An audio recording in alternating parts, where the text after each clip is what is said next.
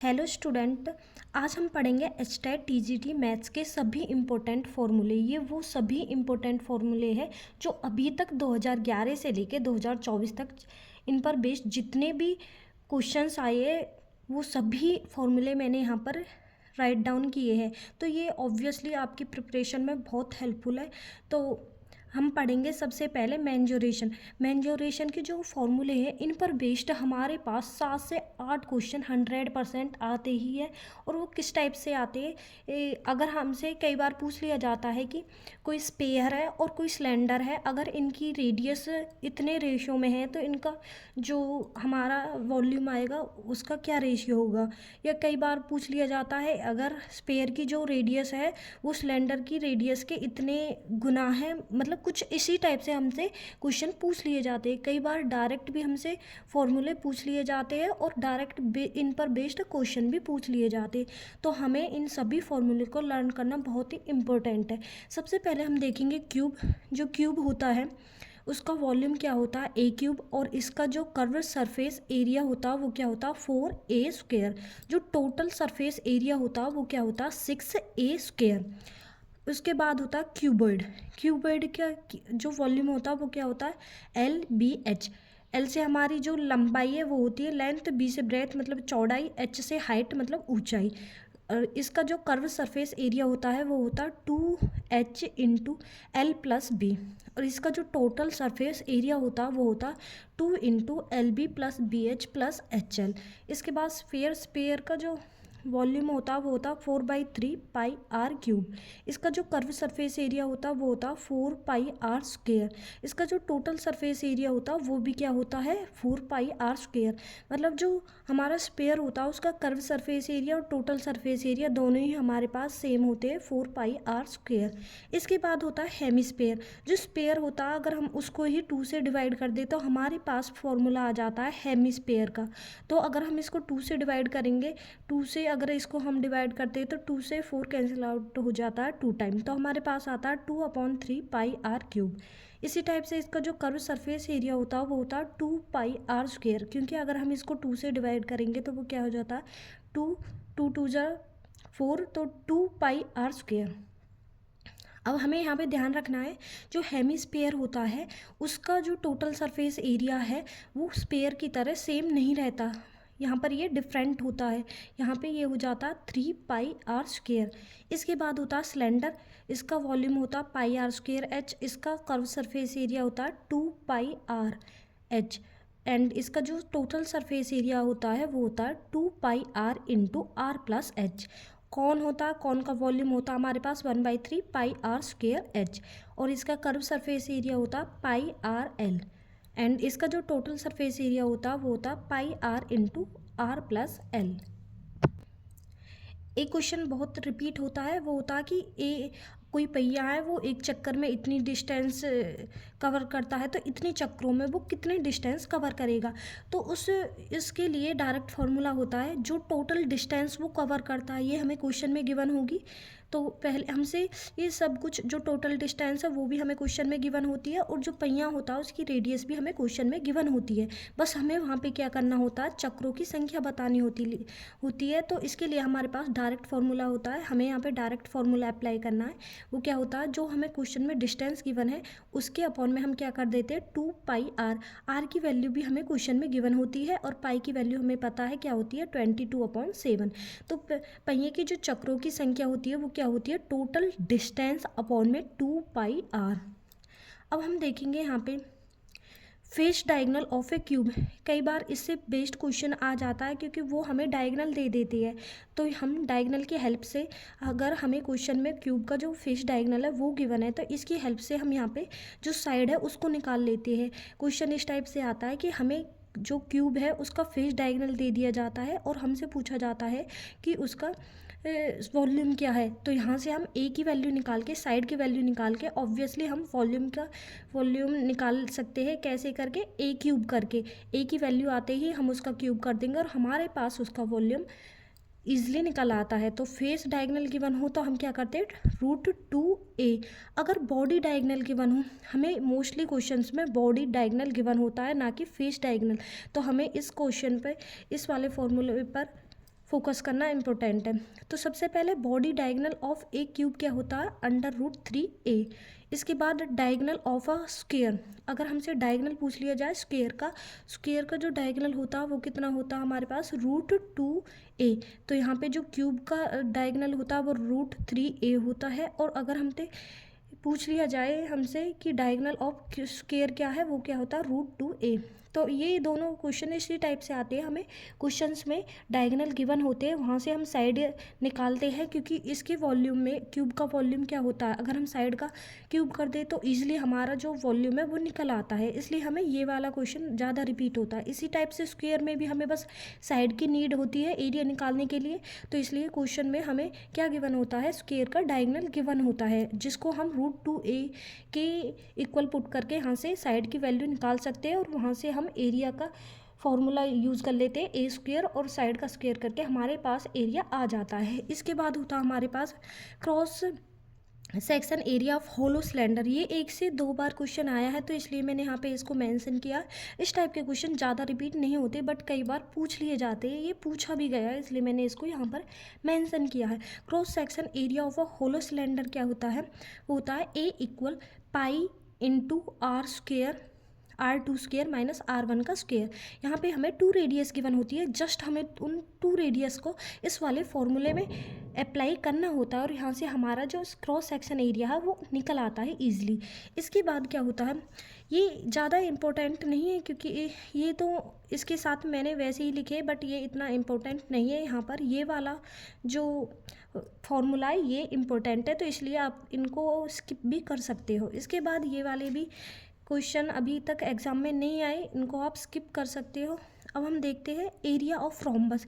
Area of rhombus क्या होता है, 1/2 डायगोनल 1 इंटू डायगोनल 2। हमें क्वेश्चन में डायगोनल गिवन होते हैं, डायगोनल 1 गिवन होता है, जिसकी हेल्प से हम दूसरे डायगोनल को निकालते हैं, और हमसे एरिया पूछा जाता है, तो हम क्या करते हैं, 1/ डायगोनल जो फर्स्ट डायगोनल है इंटू सेकेंड डायगोनल, यहाँ से हमारा जो एरिया वो ईजिली निकल आता है। इसके बाद होता है एरिया ऑफ ट्रेपेजियम। ये वाला बहुत मोस्ट रिपीटेड क्वेश्चन है, इस पर बेस्ड 100% क्वेश्चन आता है। तो ये होता है 1/2 हाइट इंटू a+b। जो ट्रेपीजियम के अंदर जो पैरेलल साइड्स होती है, जो हमारे पास ये वाली और ये वाली साइड होती है, ये क्या होती है, a+b। तो ट्रेपीजियम के अंदर जो ट्रेपीजियम का एरिया वो क्या होता है, 1/2 हाइट क्या होती है ये, एंड इसके अंदर क्या करते हैं, पैरेलल साइड्स, मतलब ये वाली साइड प्लस ये वाली साइड, तो ये इसको भी हम इजीली निकाल सकते हैं। इसके बाद होता है हमारा centroid are the same point. Equilateral में हमें क्या गिवन होता है, कोई इक्विलेटरल, इस प्रॉपर्टी पर बेस्ड भी बहुत क्वेश्चंस रिपीट होते हैं। ये क्या होता है, इक्विलेटरल जो ट्राइंगल होता है, इक्विलेटरल ट्राइंगल वो होता है जिसकी सारी साइड्स इक्वल होती है, में जो हमारा का सरकम सेंटर होता है, इन सेंटर होता है, ऑर्थो सेंटर होता है, एंड सेंट्रोइड होते हैं, वो सभी क्या होते हैं, सेम पॉइंट होते हैं। इसमें क्या होता है, हमें मतलब सरकम सेंटर गिवन होता है, और पूछ लिया जाता है इन सेंटर क्या होता है, तो हमें पता है जो इक्विलेटरल ट्राइंगल है उसके अंदर जो सरकम सेंटर है वो ही इन सेंटर होता है, मतलब ये सारी चीज़ें इक्वल होती है। इनमें से हमें एक कोई चीज़ गिवन होती है और दूसरों का पूछ लिया जाता है, तो हमें पता होना चाहिए ये सारी चीज़ इक्विलेटरल ट्रायंगल में सेम होती है। अगर हमें इनमें से कोई भी एक चीज़ गिवन है और दूसरी पूछ ली जाती है तो वो सेम रहेगी, क्योंकि हमें पता है वो ये सारी चीज़ें circumcentre, incentre, orthocentre and centroid, सभी ये चीज़ें एक ही चीज़ है, किसके अंदर, इक्विलेटरल ट्रायंगल के अंदर। अब इसके बाद हम पढ़ते हैं ये किसकी इक्वेशन होती है, ये इक्वेशन होती है हमारे पास लाइन की इक्वेशन होती है। तो हमसे यहाँ पे स्लोप पूछ लिया जाता है, जो ये है m, यही हमारे क्या होता है, स्लोप होता है। जैसे कि हमें कोई इक्वेशन दे दी ये वाली, और हमें इसमें क्या पूछ लिया जाता है, स्लोप पूछ लिया जाता है। तो हम क्या करते हैं, हमारे पास इक्वेशन क्या होती है, y = mx + b, और m होता है हमारा स्लोप। तो हम यहाँ पे इसको y के फॉर्मेट में लिखेंगे। जैसे कि हमारे पास है यहाँ पे 3x - 12y = 6। अब इसको हम 3 से कंप्लीट इक्वेशन को डिवाइड कर दें तो हमारे पास आएगा x - में 4y = 2, और हम यहाँ से क्या है, y इक्वल होता है mx + b। तो हम यहाँ से y की वैल्यू निकालेंगे, ये x इधर साइड जाके माइनस हो जाएगा और y इक्वल क्या हो जाएगा 2 माइनस एक्स अपॉन में ये -4, और जो m का कॉफिशिएंट होता वही हमारे क्या होता स्लोप। अब अगर हम इसको सॉल्व करें यहाँ पे y इक्वल, हम इसको लिख सकते हैं x माइनस 2/4। अब इसके यहाँ पे लिख सकते हैं x/4 माइनस 1/2। तो यहाँ पे m का जो कॉफिशिएंट है वो क्या है 1/4। तो यहाँ पे स्लोप क्या आ गया हमारे पास 1/4, हमारे पास क्या आ गया स्लोप। तो इस पर बेस्ड भी बहुत क्वेश्चन रिपीट होते हैं, तो इसलिए हमें पता होना चाहिए। बहुत ईजी है, इसमें कुछ नहीं करना। हमें एक इक्वेशन गिवन है, उसमें y की वैल्यू निकालनी है और उसके बाद जो x का कॉफिशिएंट है वही हमारा आ जाता है स्लोप। इसके बाद हम देखते हैं, ये क्वेश्चन भी बहुत ज़्यादा रिपीट होता है। स्पर्श रेखा और त्रिज्या के बीच का कोण हमेशा 90 डिग्री होता है। अब क्या होता है, हमें कोई क्या गिवन होता है, एक तो हमें उसमें त्रिज्या गिवन होती है और एक हमें स्पर्श रेखा गिवन होती है, जैसे कि इस टाइप से। और इनका अब हमें एंगल पता है क्या है, ये 90 डिग्री है। और इसमें क्या है, जैसे कि हमें स्पर्श रेखा, इसकी लेंथ दे दी कुछ भी, जैसे कि 5 दे दी, और इसकी लेंथ जो क्या है त्रिज्या, इसकी लेंथ दे दी हमें 3। तो अब इस प्रॉपर्टी के हमें पता है कि जो स्पर्श रेखा है और हमारी जो त्रिज्या है, इनके बीच का जो एंगल है वो 90 डिग्री है। तो अब इस वाली पॉइंट की क्या है, इस वाली लाइन की हम साइड की क्या कर सकते हैं, इसकी लेंथ हम निकाल सकते हैं। कैसे, पाइथागोरस प्रमेय अप्लाई करके, क्योंकि हमें पता है कि इन दोनों के बीच क्या है एंगल क्या होता है 90 डिग्री होता है। इसलिए हम इसमें पाइथागोरस प्रमेय करके इसका क्या निकाल लेते हैं, साइड को निकाल लेते हैं। तो इसको हमें ध्यान रखना है कि जो स्पर्श रेखा होती है, स्पर्श रेखा क्या होती है, जो किसी उसको सर्कल को क्या करती है, टच करती है, स्पर्श करती है। तो स्पर्श रेखा और त्रिज्या के बीच हमेशा जो एंगल होता है वो 90 डिग्री होता है। हमें क्वेश्चन दिखते ही ये पता चल जाना चाहिए कि इसमें हमें स्पर्श रेखा और त्रिज्या गिवन है। तो किस लिए गिवन है, कि ताकि हम पाइथागोरस प्रमेय का यूज़ करके अपनी जो थर्ड साइड है उसको भी निकाल सके। तो यहाँ पे हम क्या है, थर्ड साइड को निकाल लेते हैं पाइथागोरस प्रमेय का यूज़ करके। इसके बाद क्वेश्चन आते हैं हमारे किस पर base, complement angle. Complement angle क्या होता है 90 डिग्री का होता है। सप्लीमेंट एंगल होता हमारा 180 का। और इसके बाद है arithmetic mean, geometric mean and harmonic mean can't represent by graphical. ये क्वेश्चन 2 से 3 बार रिपीट हुआ है। इसको हमें डायरेक्ट याद रखना है कि जो अर्थमेटिक मीन होता है, जियोमेट्रिक मीन होता है और हार्मोनिक मीन होता है, ये सभी क्या होते हैं, इनको हम ग्राफिकली रिप्रेजेंट नहीं कर सकते। इसके बाद है पेरीमीटर। पेरीमीटर क्या होता है, अगर हमसे पेरीमीटर मतलब परिमाप क्या होता है, जो भी, जैसे हमें ट्रायंगल गिवन है तो पेरीमीटर क्या होगा, सभी जो साइड होती है उनका सम होता है। जैसे ये ए है, हमें पता त्रिभुज के अंदर चाहे वो कोई सा भी त्रिभुज है, समद्विबाहुज है, समबाहु है, तो चाहे वो कोई सा भी ट्रायंगल है, उसकी साइड कितनी होती है, 3 साइड्स होती है। तो जो पेरीमीटर होता है ट्रायंगल का वो क्या होता है, तीनों साइड का योग। तो अगर वो समद्विबाहु मतलब समबाहु है जिसकी सारी साइड बराबर है, तो वो क्या हो गया a+a+a क्या हो जाएगा 3a। जिस टाइप से हमारे पास अगर स्क्वायर है उसका जो परिमाप होता है वो क्या होता है a+a+a+ क्या होता है 4a होता है। तो ये क्या होता है, जो सभी साइड का योग होता है वही हमारा क्या होता है परिमाप होता है। अगर स्क्वायर है उसके अंदर 4 साइड होती है तो वो 4a हो जाता है। समबाहु त्रिभुज में क्या होती है 3 साइड होती है, तीनों बराबर होती है, तो क्या हो जाता है वो पेरीमीटर 3a हो जाता। अगर सेमी पेरीमीटर पूछा जाए तो क्या हो जाता है 3a/2, क्योंकि हमें पता है सेमी का मतलब क्या होता है हाफ। तो हाफ करने के लिए हम क्या कर देते हैं, उसको 2 से डिवाइड कर देते हैं। और इसके अंदर क्या होती है हाइट एल्टीट्यूड, ये क्वेश्चन में मोस्टली गिवन होती है। इसकी हेल्प से हम क्या निकालते हैं, अपनी साइड निकालते हैं। और साइड का यूज हम किस में करते हैं, एरिया निकालने के लिए करते हैं। तो ये वाली चीज़ भी हमें मोस्ट रिपीटेड है, क्योंकि हमें क्वेश्चन में गिवन होता है कि इसका एल्टीट्यूड या हाइट इतनी है, तो इस समबाहु त्रिभुज का हमें एरिया बताना है। तो हमें यहाँ से साइड निकाल के उस साइड का यूज़ किस में करते हैं, एरिया निकालने के लिए। तो हमें पता होना चाहिए हाइट और एल्टीट्यूड क्या होती है, दोनों ही एक ही चीज़ है, हाइट एंड एल्टीट्यूड। तो ये होती है इक्वल a/√3/2। और जो इसका एक एरिया होता है किसका, इक्विलेटरल ट्रायंगल का, वो क्या होता है √3/4a²। ये इसकी हाइट होती है और ये इसका क्या होता है एरिया। यहाँ से हम a की वैल्यू निकालते हैं और इस a का यूज़ हम कहाँ पे करते हैं, इसका एरिया निकालने के लिए। यहाँ पर हम a की वैल्यू पुट कर देते हैं और इससे हमारे क्या हो जाता है एरिया निकल आता है किसका, इक्विलेटरल ट्रायंगल का। तो ये हमें क्वेश्चन में गिवन होता है और ये हमसे पूछा जाता है। तो हम यहाँ से क्या निकालते हैं, साइड निकालते हैं, ए की वैल्यू निकालते हैं और उसको यहाँ पे पुट कर देते हैं और इससे हमारे क्या आ जाता है, एरिया ऑफ ट्राइंगल। इसके बाद है, ये क्वेश्चन नहीं आता बट यहाँ पे मैंने मेंशन कर दिया, बाई चांस आ जाए, बट ये अभी तक रिपीट नहीं हुआ है। इसके बाद हमें पता होना चाहिए, जो ये हाइट होती है क्या होती है, एंगल बाइसेक्टर होती है, मीडियन भी बोलते हैं हम इसको, और हाइट एंड एल्टीट्यूड भी बोलते हैं। इस टाइप के क्वेश्चन रिपीट होते हैं, जैसे कि 0.5 इसके ऊपर बार है, तो इसका मतलब क्या होता है, सबसे पहले हमें देखना है कि जो पॉइंट है वो किस पॉइंट के बाद जो नंबर है उस पर कितने नंबर्स पर बार है। एक नंबर पर बार है तो वो क्या हो जाएगा, अपॉन में 9, पहले वो नंबर उसके बाद 9।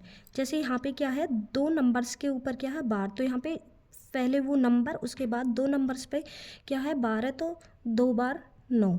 इसी टाइप से यहाँ पे पॉइंट के बाद क्या है, 3 जो नंबर है उनके ऊपर बार है, तो यहाँ पे 1/3 बार 9। अब यहाँ पे क्या है, यहाँ पे क्या था, जो जीरो पॉइंट के बाद जितने भी नंबर थे सबके ऊपर बार था, सबके ऊपर बार था, कोई भी ऐसा नहीं था, जीरो के बाद कोई पॉइंट ऐसा नहीं था जिस पर बार नहीं था। बट अब हम यहाँ पे टाइप 2 में क्या पढ़ते हैं कि जीरो के बाद एक नंबर या 2 नंबर या कितने भी नंबर हमें ऐसे मिल सकते हैं जिन पर बार नहीं होगा, और 1 या 2 जितने भी है, मतलब कुछ नंबर ऐसे होंगे जिनके ऊपर बार होगा और कुछ नंबर ऐसे भी होंगे जिनके ऊपर बार नहीं होगा। तो उसके लिए हम क्या करते हैं, सबसे पहले वही नंबर हमने यहाँ पे लिखा, जैसे हम यहाँ पे क्या लिखते थे, जैसे बार के 0 पॉइंट कितने नंबर्स पर बार था, पहले हम उस नंबर को लिखते थे।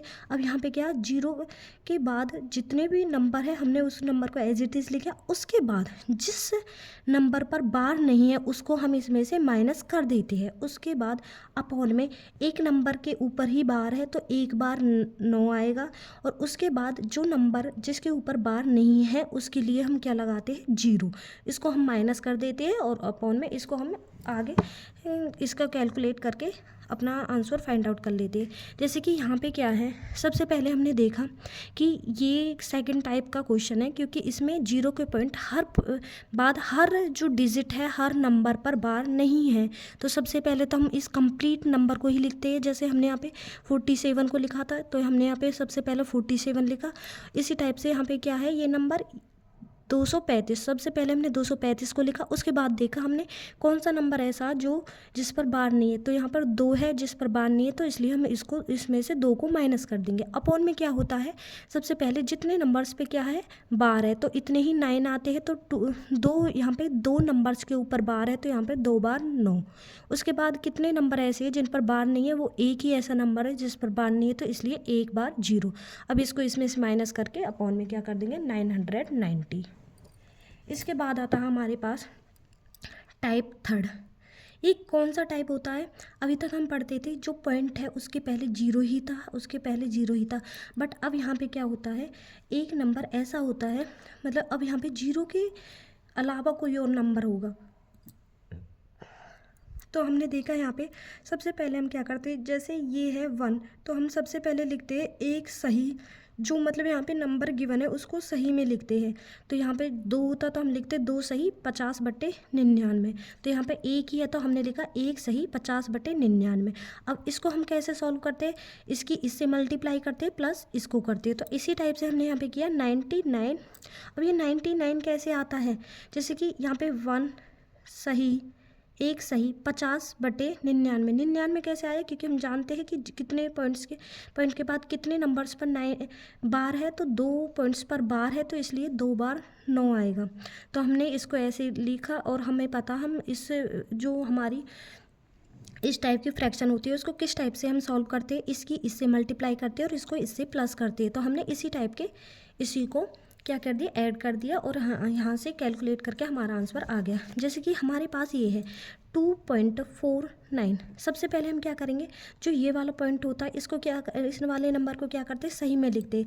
अब इसके बाद क्या आएगा 49, अपॉन में क्या आता है, कितने नंबर्स के ऊपर बार है, 2 नंबर्स के ऊपर बार है, तो 2 बार 9।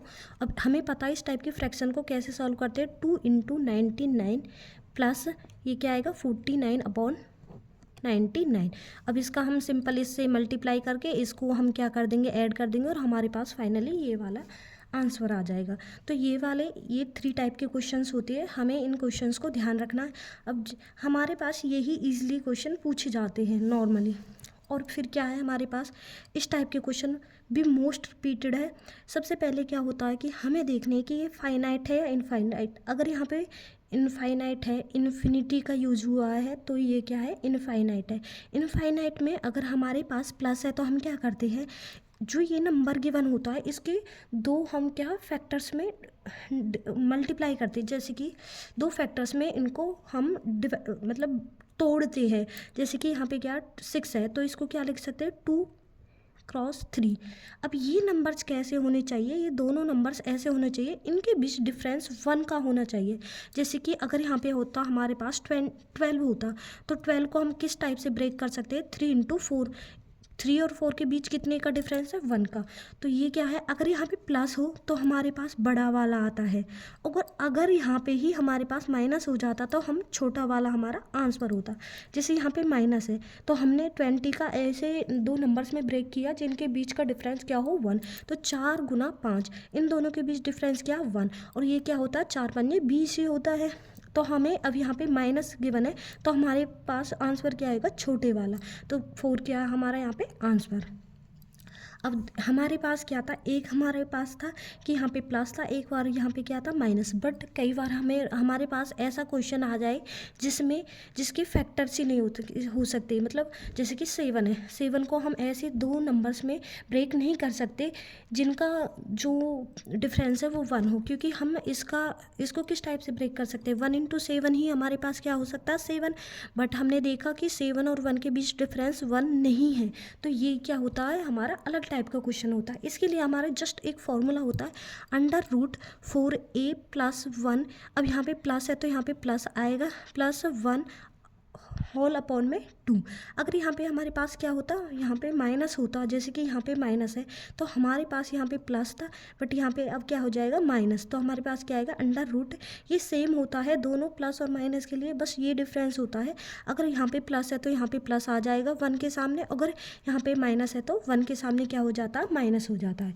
इसके बाद क्या होता है हमारे पास, अगर हमारे पास ऐसा कोई क्वेश्चन आ जाए कि ये हमारे पास इनफाइनाइट है और इनके बीच कोई भी हमारा क्या है, प्लस माइनस कोई भी सिंबल नहीं है, कोई भी साइन नहीं है, तो हमारा क्या होता है, वो ही हमारा आंसर आ जाता है। जैसे ये यहाँ पे क्या है 11, तो 11 इसका आंसर है। जैसे यहाँ पे क्या 5, तो 5 ही यहाँ पे क्या हो जाएगा, हमारा आंसर हो जाएगा। एक क्वेश्चन ऐसा होता है कि इसमें जो ये नंबर्स होते हैं हमारे पास, जैसे यहाँ पे √, के अंदर जो वैल्यूज़ होती है उनके अंदर कोई बीच में कोई हमारा साइन भी नहीं होता प्लस माइनस का, और वो क्या होते हैं, फाइनाइट होते हैं। जैसे यहाँ पे ये सारी वैल्यूज़ हमारी क्या आती है, इनफाइनाइट थी, ये भी इनफाइनाइट थी, ये भी इनफाइनाइट तक थी, ये भी इनफाइनाइट, ये सारी वैल्यूज़ इनफाइनाइट तक थी। बट अगर हमारे पास आ जाए जैसे कि यहाँ पे 5 √5, तो ये क्या हमारे फाइनाइट, क्योंकि ये क्या है, ओनली 3 टाइम्स है, तो 3 नंबर्स है, तो ये क्या है, ये नंबर्स हमारे फाइनाइट है। अगर यहाँ पर ये इनफाइनाइट तक जाते तो हमारा क्या 5 ही आंसर आ जाता डायरेक्ट, जैसे कि हमने अभी यहाँ पर पढ़ा था।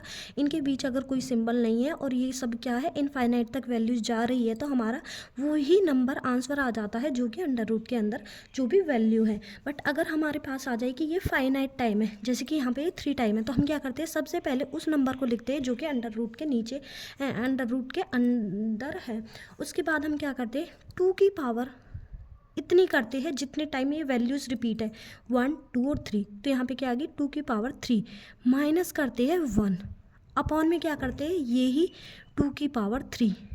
हमें ये याद रखना, जो ये -1 है, हमें इसको पावर में से माइनस नहीं करना, बल्कि इस कंप्लीट वैल्यू में से इसको हमें माइनस करना होता है। अब इसको हम सॉल्व करके, जैसे कि 5 यहाँ पे क्या है, ये 5 की पावर में है, जो भी ये सारी वैल्यू जो ये 5 की पावर में है, तो 2 को 3 बार गुना करेंगे तो 2 गुना 2 गुना 2 की 8 -1 अपॉन में 8, तो 5 की पावर 7/8 हमारा क्या आ जाता है, आंसर।